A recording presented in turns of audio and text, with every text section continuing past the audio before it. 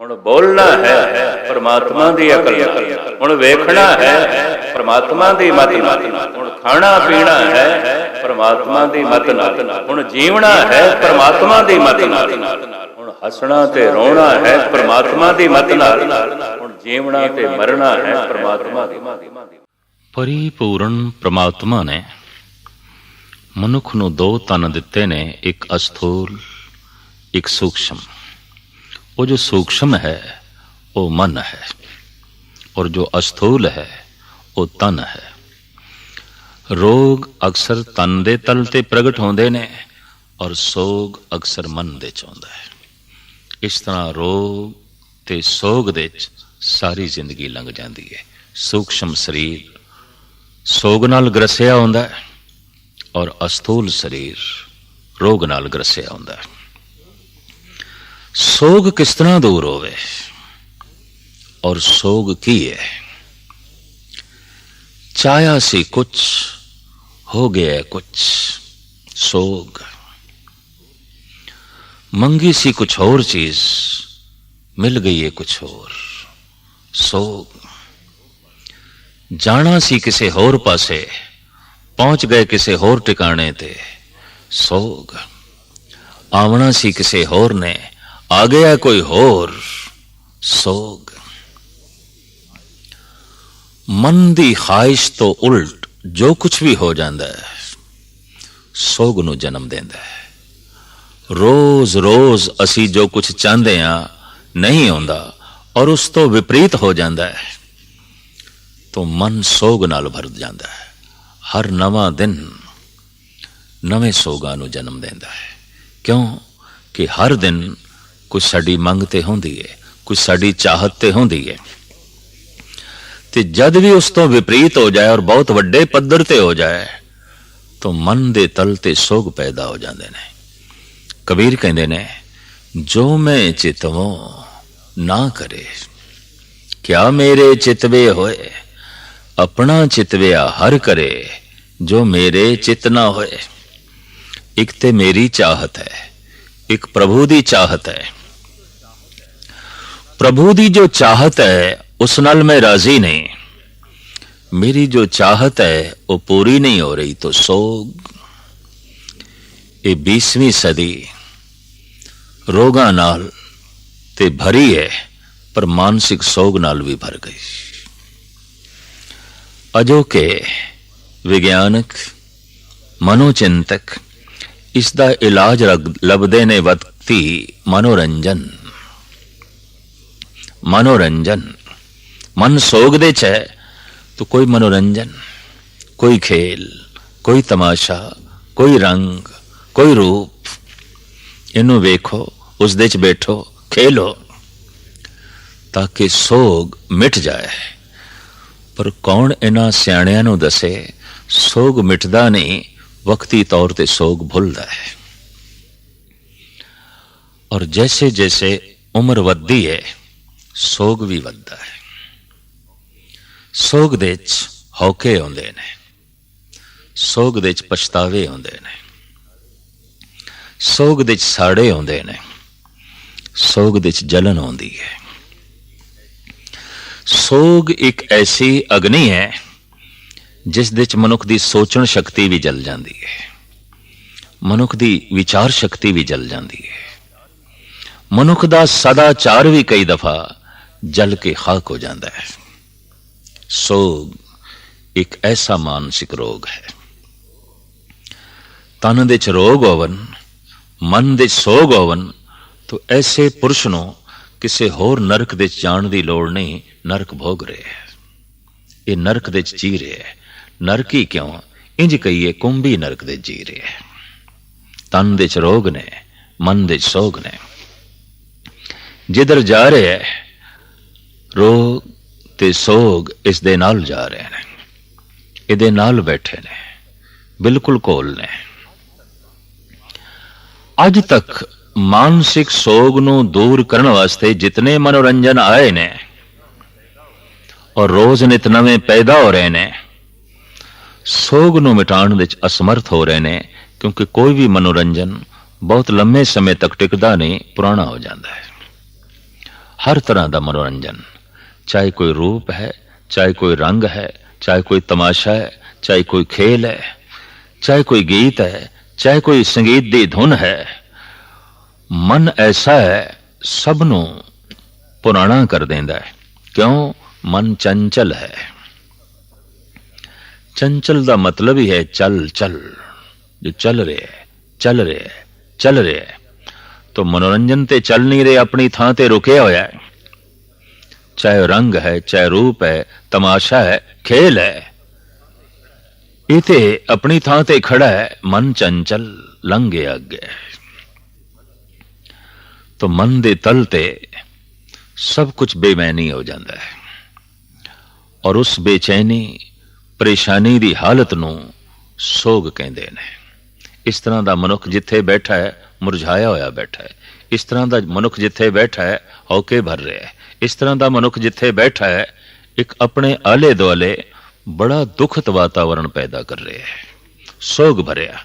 एक सोगी कोल बैठ के एक सियाणे तो सियाणा मनुख भी प्रसन्न चित नहीं बैठ सकेगा। एक सोगी कोल बैठ के बड़े तो बड़ा दार्शनिक भी मन दे तल ते लड़खड़ा जाएगा। एक सोगी कोल बैठ के बड़े तो बड़ा आनंदित भी महसूस करेगा, मेरा आनंद उड़ गया, खो गया। या इंज भी कह लो, सोगी मनुख कोल कोई बैठना पसंद भी नहीं करता। सोग ग्रसे मनुख कोल हर मनुख दूर भजना चाहता है, पर इस भुलेखे च भी नहीं पैना चाहिए। मुस्कुरांदे होए चेहरियां दे थल्ले भी सोग हुंदे ने, हसदी हुई जिंदगी दे थल्ले भी बड़ा भयंकर सोग हुंदा है। और सोग है अनंत चिंतावां दा मजमूआ। राजयोग भरतरी इसका एक बड़ा सुंदर खुलासा पेश करते हैं कि मनुख सोग दे किस तरह ग्रस्त हो जाता है, किस तरह फस जाता है, और ये आले दुआले किस तरह दूषण वातावरण पैदा कर देंदा है। सोगी बंदे दा पत्नी नाल संबंध नहीं जुड़दा, सोगी मनुख दा मां बाप नाल रिश्ता नहीं बनदा, सोगी मनुख भरावां तो दूर रहिंदा है, पुत्रां तो दूर रहिंदा है। सोगी मनुख तन्हाई बैठना चाहता है।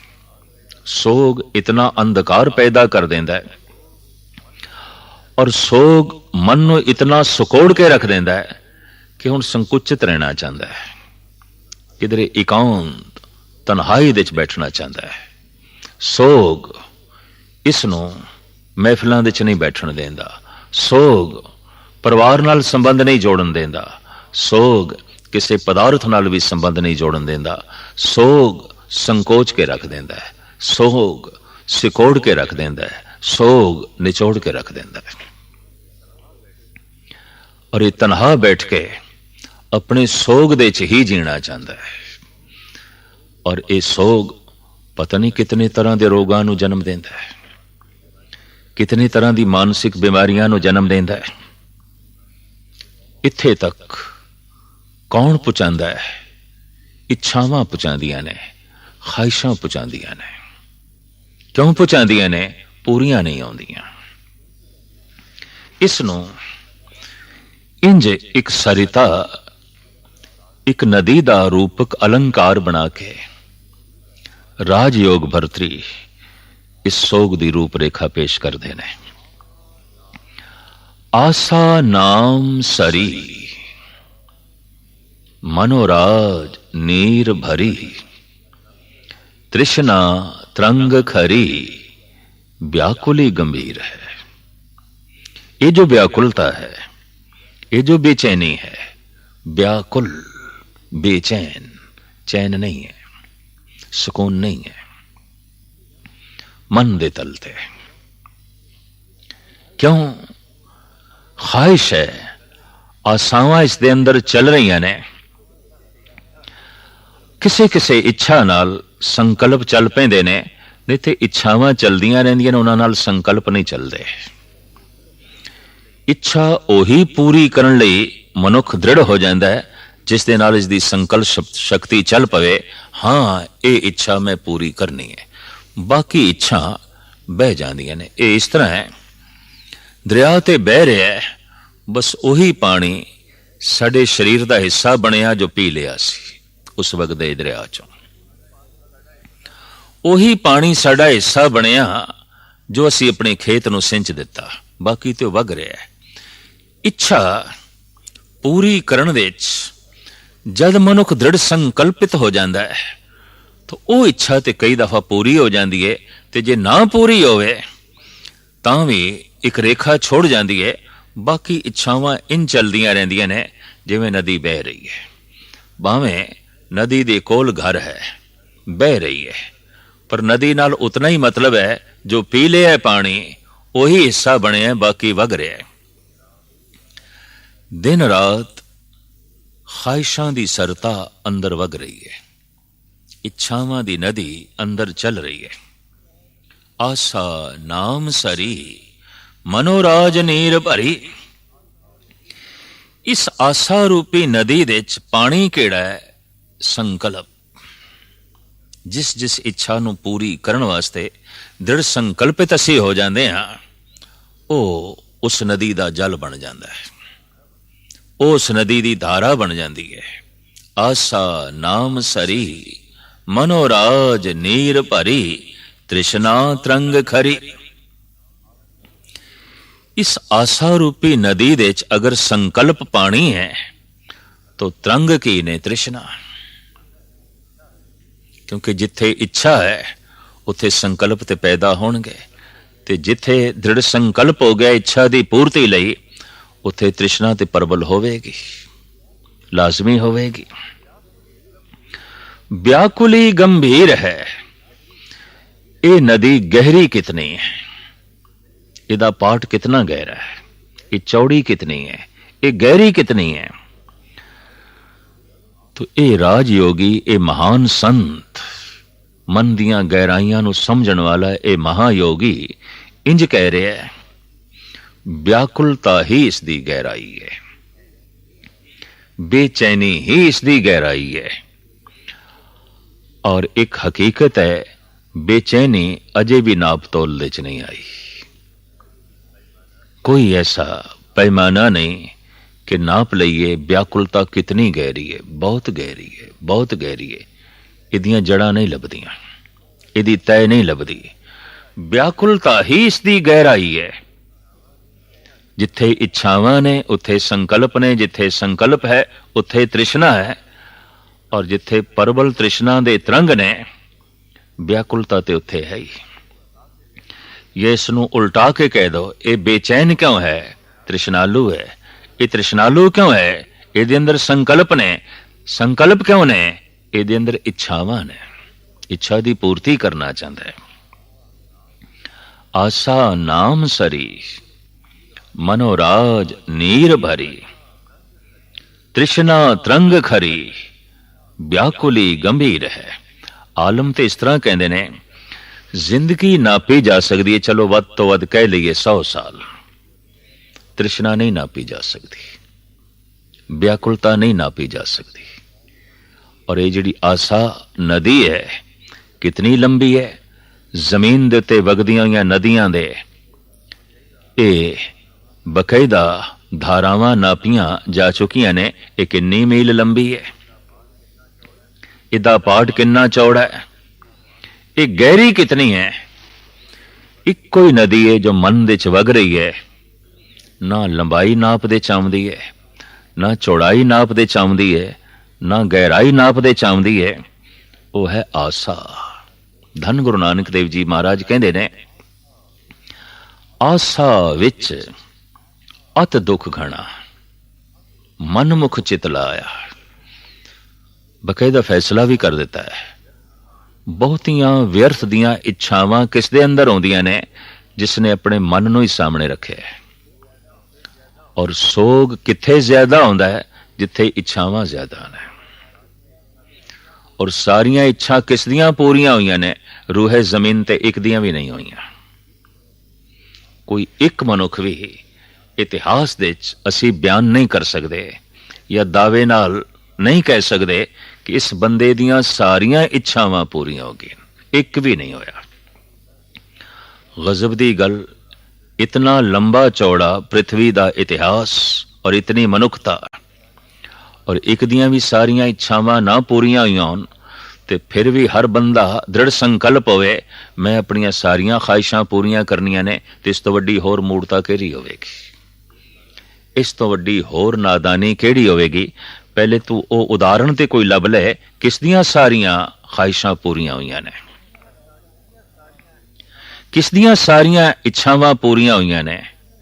कह दिता सी किसे वक्त बहादुर शाह जफर ने, इस कच्ची जमीन दे पक्के महल किस दे बने ने,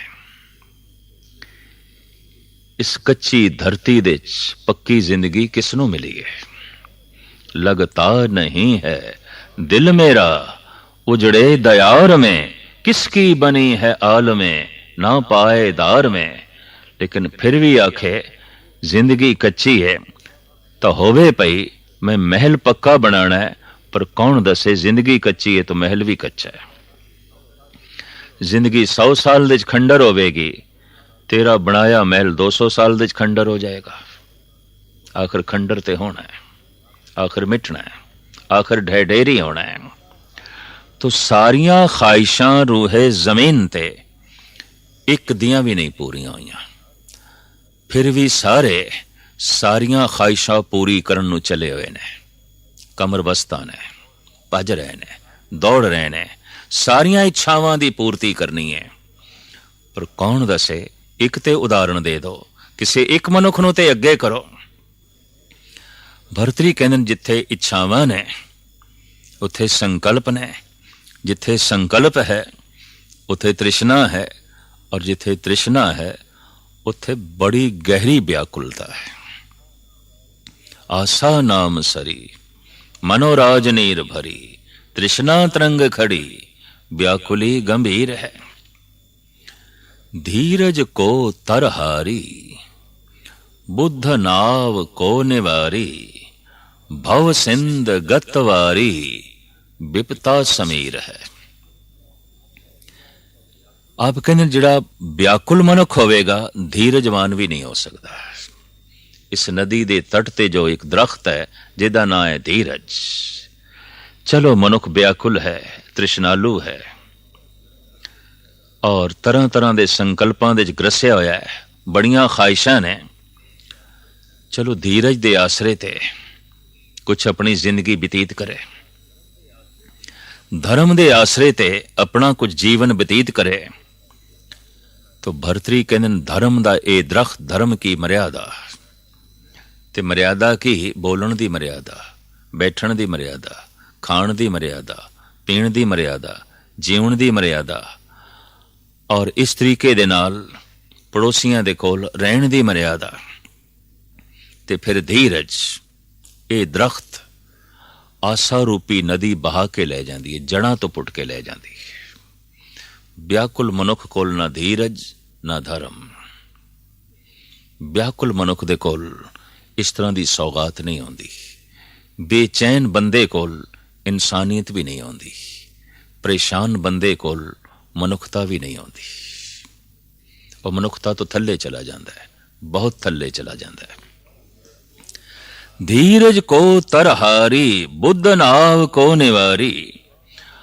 अगर कोई ऐसा दावा करे कि मैं अपनी अकल दी नौका विच बैठ के व्याकुलता नूं पार कर जावांगा, इस गहराई नूं पार कर जावांगा, तो भरतरी कहने तू व्याकुलता नूं की पार करना है? व्याकुलता तेरी बुद्धि दी नौका नूं ही डोब के रख देगी। ये गहराई तेरी नौका नूं ही डोब के रख देगी। बुद्ध नाव को निवारी। इस वास्ते देखण दे चाया है बड़े बड़े दानश्वर, चिंतक, आलम, फाजल, फिलोसफर दिमाग दी नौका विच बैठ के जद पार होने की कोशिश करते ने, व्याकुलता डोब के रख देंदी है, तृष्णा डोब के रख देंदी है, संकल्प डोब के रख देंदे ने, और इन्हां दा निकलना ही औखा हो जाता है। बुद्ध नाव को निवारी भव सिंध गतवारी विपता समीर है। इस नदी दे उपर हवा केड़ी चल रही है? विपतावां दी विपता।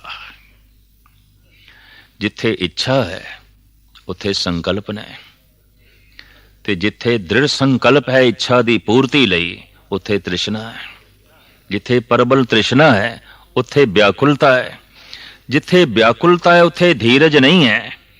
उथे जिथे धीरज नहीं है उथे अकल भी नहीं है, उथे बुद्धि भी नहीं है। तो जिथे अकल भी नहीं है, बुद्ध भी नहीं है, तो भरतरी कहंदे फिर उथे सुख भी नहीं है, सिवाय विपता तो उथे होर कुछ भी नहीं है। रोज नवे तो नवे हादसे, नवे तो नवे टकराव, नवे तो नवे दुख, नवे तो नवे आदि रोग, व्याधि रोग, उपाधि रोग, आद व्याध उपाद चमड़ी रहेगी, हर वक्त चमड़ी रहेगी। विपता समीर है। अगां चल के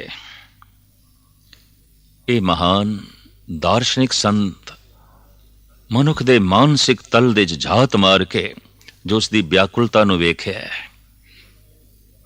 और अधीरपणे नूं देखिया है, तो चित्रण इस तरह करते ने। मदनाद खग भीर, राग द्वैख ग्राहगीर, मोह चकर यांको नीर, जारे वांको सीर है। इस नदी दे तट दे उते मदनाद खग भीर, वासना दे बहुत सारे पंछी ने। ऐसा मनुख वासना दे ग्रसिया जाएगा। अधीरपणा, व्याकुलता, तृष्णा उसनों वासना दे खड़ दे गिरा देगी।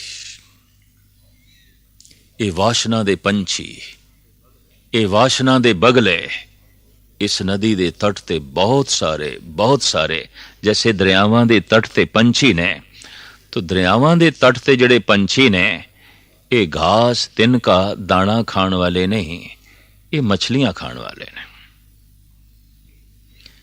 ये हिंसक ने। हिंसक पंछी ही नदी दे तट ते बैठते ने, बाकी ते दरख्तां ते बैठते ने, बाकी ते घास फूस खांदे ने, बाकी ते दाने दुणके देते अपनी जीवन चर्या चलांदे ने। पर जो हिंसक ने, वासना ग्रसे ने, नदियां दे तट दे उत्ते आण बैठदे ने। और इन्हां दे खास करके बगला बिल्कुल शरीफ दिखाई दे रहा है, संत जैसा दिखाई दे रहा है। और गजब दी गल, कपड़े भी संत जैसे। संत जैसे अखां नूं मीट के अंतर्मुखी होने की कोशिश करते ने, तो यह भी अखां मीट के खड़ा है। कई दफा संत ऐसे भी आसन करते ने, एक पैर ते खड़े होकर बंदगी करते ने, ध्रुव ने कीती है, होर बहुत सारे ने कीती है और कर रहे ने। तो एक पैर ते भी खड़ा हो जाता है, अखां भी मीट लेंदा है, बस्तर भी बड़े सोहने, अडोल खड़ा है, भगत दिखाई देंदा है। पर कौन दसे ये नाम करके अडोल नहीं होया, काम करके अडोल होया है। ये प्रार्थना करके नहीं टिकया, ये वासना करके इस तट ते है। वासना इत्थे इसनूं खिंच के ले आई है। जद इसने देखिया शिकार मेरे नेड़े है, बहुत नेड़े आया है, चपटा मार लेना इसने, इन्हें मुंह च पा लेनी है। इतने वासना करके नदी दे तट ते आया है, प्रार्थना करके नहीं। मदनाद खगवीर, इस तरह का पुरुष बड़ी प्रबल वासना दे ग्रसिया होवेगा। मदनाद खगवीर, मोह चक्र यांको नीर। इस नदी का एक घुमन घेर भी है, एक चक्र भी है कि मोह। पानी दे चक्र दा एक विज्ञान है कि कोई मनुख अगर उस दे फस गया तो जीवदियां जी नहीं निकल सकता, मर के ही निकलेगा। मुर्दे निकलते ने घुमन घेरी दे चों, जीवदे डुबदे ने। लाश जिस दिन बन जाएगा, शायद इस मोह दे चक्कर तो निकल सके, उंज मुश्किल है। प्रबल वासना, प्रबल अधीरपणा ਪ੍ਰਬਲ ਬਿਪਤਾਵਾਂ ਔਰ ਮਹਾਨ ਵਿਆਕੁਲਤਾ, ਮਹਾਨ ਤ੍ਰਿਸ਼ਨਾ ਇਹਨੂੰ ਜੀਵਦਿਆਂ ਜੀ ਤੇ ਨਹੀਂ ਨਿਕਲਣ ਦੇਣ ਲੱਗੀ। ਇਹ ਤੇ ਮਰ ਕੇ ਨਿਕਲੇਗਾ। ਇਹ ਤੇ ਬਾਅਦ ਵਿੱਚ ਮੁੰਡਿਆਂ ਦੇ ਚੁੱਕ ਕੇ ਲੋਕੀ ਕਹਿਣਗੇ ਰਾਮ ਨਾਮ ਸਤ ਹੈ, ਰਾਮ ਨਾਮ ਸਤ ਹੈ, ਜਦ ਕਿ ਇਹੀ ਮਨੁੱਖ ਸਾਰੀ ਜ਼ਿੰਦਗੀ ਕਹਿੰਦਾ ਰਿਹਾ ਰਾਮ ਨਾਮ ਝੂਠ ਹੈ, ਰਾਮ ਨਾਮ ਝੂਠ ਹੈ। ਤਾਂ ਹੀ ਤੇ ਇਹ ਹਾਲਤ ਇਸ ਦੀ ਬਣੀ। ਅਗਰ ਰਾਮ ਨਾਮ ਸਤ ਹੈ, ਇਹਦੀ ਜ਼ਿੰਦਗੀ ਦੇ ਚ ਆਉਂਦਾ, ਅੱਜ ਪ੍ਰਫੁੱਲਤਾ ਹੋਣੀ ਸੀ, ਅੱਜ ਆਨੰਦ ਹੋਣਾ ਸੀ, ਅੱਜ ਖੇੜਾ ਹੋਣਾ ਸੀ, ਅੱਜ ਇੱਕ ਮਸਤੀ ਹੋਣੀ ਸੀ, ਇੱਕ ਸਰੂਰ ਹੋਣਾ ਸੀ, ਆਨੰਦ ਦੀ ਗੰਗਾ ਇਸ ਦੇ ਅੰਦਰ ਬਹਿੰਦੀ, ਆਸਾ ਦੀ ਨਦੀ ਨਹੀਂ। ਮਦਨਾਦ ਖਗਵੀਰ ਰਾਗ ਦ્વੈਖ ਗ੍ਰਾਹਗੀਰ। ਇਸ ਨਦੀ ਦੇ ਚ ਦੋ ਬੜੇ ਪਰਬਲ ਮਗਰਮੱਛ ਵੀ ਨੇ। ਜੇ ਮਨੁੱਖ ਚਲੋ ਨੌਕਾ ਨਹੀਂ ਤੇ ਉਂਝ ਤੈਰ ਕੇ ਜਾਂ ਲੰਘ ਕੇ ਪਾਰ ਕਰਨ ਦੀ ਕੋਸ਼ਿਸ਼ ਕਰੇ ਤਾਂ ਰਾਗ ਦ્વੈਖ ਦੋ ਬੜੇ ਪਰਬਲ ਮਗਰਮੱਛ ਨੇ। ਕਦੀ ਗਮਗੀਨ ਹੋਣਾ, ਕਦੀ ਖੁਸ਼ ਹੋਣਾ, ਕਦੀ ਹੱਸ ਪੈਣਾ, ਕਦੀ ਰੋ ਪੈਣਾ, ਕਦੀ ਪ੍ਰਫੁੱਲਤਾ, ਕਦੀ ਕੁਮਲਾਣਾ। ਇਹ ਦੋਵੇਂ ਇਸ ਨੂੰ ਪਾਰ ਨਹੀਂ ਜਾਣ ਦੇਣਗੇ ਨਦੀ ਤੋਂ। ਰਾਗ ਦ્વੈਖ ਗ੍ਰਾਹਗੀਰ ਮੋਹ ਚੱਕਰ ਯਾਂਕੋ ਨੀਰ, ਜਾਰੇ ਵਾਂਕੋ ਸੀਰ ਹੈ। ਹਰ ਨਦੀ ਉਹਦੇ ਚ ਇਸ਼ਨਾਨ ਕਰੀਏ ਤਨ ਠੰਡਾ ਹੋ ਜਾਂਦਾ ਹੈ। ਇਹੀ ਨਦੀ ਹੈ ਜਿਹਦੇ ਚ ਇਸ਼ਨਾਨ ਕਰੀਏ ਤੇ ਅੱਗ ਲੱਗ ਜਾਂਦੀ, ਜਲਨ ਹੀ ਜਲਨ, ਸਾੜਾ ਹੀ ਸਾੜਾ, ਤਪਸ਼ ਹੀ ਤਪਸ਼। ਇਹ ਫਕੀਰ ਅੰਤ ਦੇ ਚ ਕਹਿ ਰਿਹਾ ਹੈ, ਊਂਚੇ ਚਿੰਤਾ ਤਟ। ਇਸ ਦਰਿਆ ਦੇ ਕੰਢੇ ਤੇ, ਇਸ ਦਰਿਆ ਦੇ ਜੋ ਕਿਨਾਰੇ ਨੇ, ਜੋ ਤਟ ਨੇ, ਉਹਨਾਂ ਤਟਾਂ ਦਾ ਨਾਂ ਕੀ ਹੈ? ਇੱਕੋ ਹੀ ਤਟ ਹੈ, ਬਹੁਤ ਲੰਬਾ, ਔਰ ਇਸ ਦਾ ਨਾਂ ਹੈ ਚਿੰਤਾ। ऊंचे चिंता तट याते तरनी कठन, तांते भोगी तामो बहे योगी बहे पार तीर। सब भोगी इसी नदी दे डुब रहे ने, कदी कदाई कोई एक कद योगी।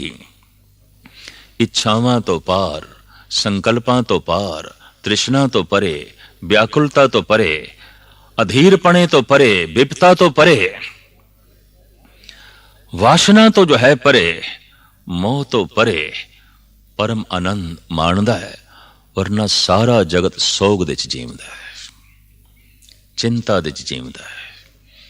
चिंता है, इच्छा है, संकल्प है, विपता है, और मजबूआ की बनेगा? सोग। सोगी मनुख हर वक्त संकुचित होंदा है, सोगी मनुख हर वक्त अपने विच खोया रहंदा है, सोगी मनुख अपने आप दे च डुब के जो है रह जाता है। और सोग एक ऐसी अग्नि, सब कुछ जल के रह जाता है, बचदा जो है कुछ भी नहीं। जे रोग प्रभु दे नाम नाल दूर आउंदे ने तो सोग किस तरह दूर होवेगा, सोग किस तरह मिटे? तो पातशाह दी बाणी कहंदी है, रोग सोग दुख जरा मरा, हर जने नहीं निकटानी। नाम ही रोग दा दारू है, नाम ही सोग दा दारू है। नाम ही तन दे चों रोग कढ़ देंदा है, नाम ही मन दे चों सोग कढ़ देंदा है। ऐसा दारू जो तन नूं स्वस्थ कर देवे, मन नूं स्वस्थ कर देवे, तन दे चों सोग कढ़ देवे, तन दे चों रोग कढ़ देवे, मन दे चों सोग कढ़ देवे। रोग सोग दुख जरा मरा, हर जने नहीं निकटानी। महाराज कहते ने ते नेड़े भी नहीं जाते, रोग ते सोग प्रवेश करना ते एक पासे। रोग दा होना, सोग दा होना, इस गल दा सबूत नाम नहीं है। ते जे नाम है तो फिर प्रत्यक्ष हो गया, इत्थे सोग नहीं है, इत्थे रोग नहीं है। सतगुरु सारियां दे रोग दूर करे, सोग दूर करे, और अपना नाम हिरदे दे च वसाए।